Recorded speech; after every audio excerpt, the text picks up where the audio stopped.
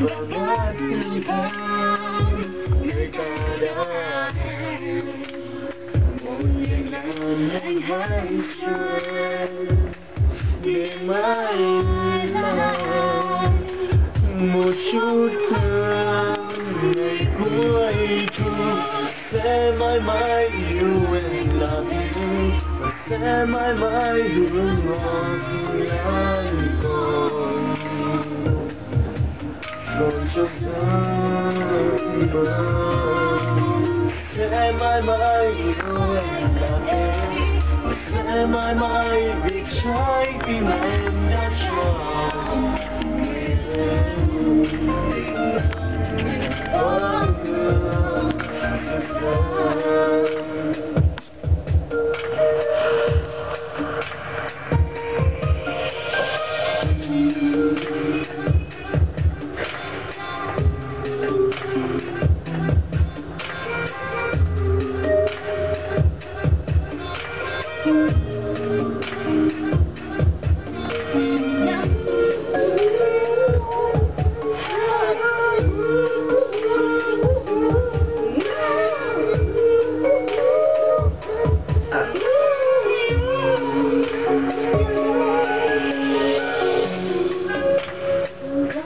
Nơi anh hẹn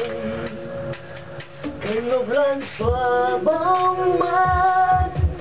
và hương bát ngát bao với em ngày cuối thu chờ anh bao lâu trong mong mỏi mòn mà chẳng thấy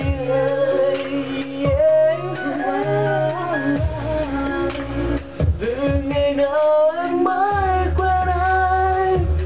vẫn thấy ngọc lan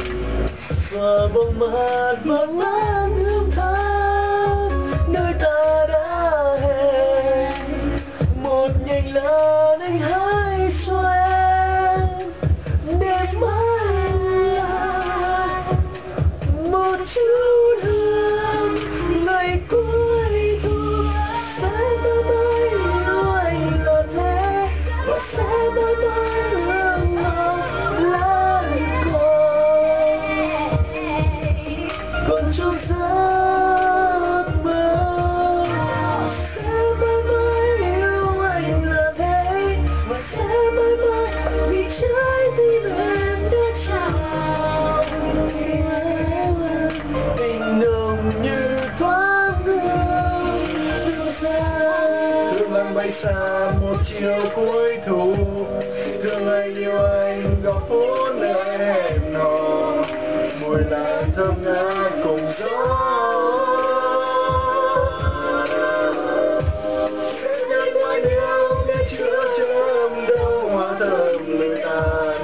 để gió mãi cuốn đi. Đêm mai bâng khuâng nơi anh hẹn với em sẽ mãi mãi yêu anh là thế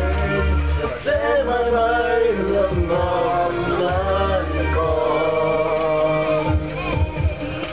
trong giấc mơ sẽ mãi mãi yêu anh là thế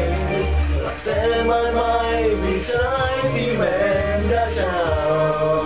người anh tình nồng như thoáng hương dịu dàng.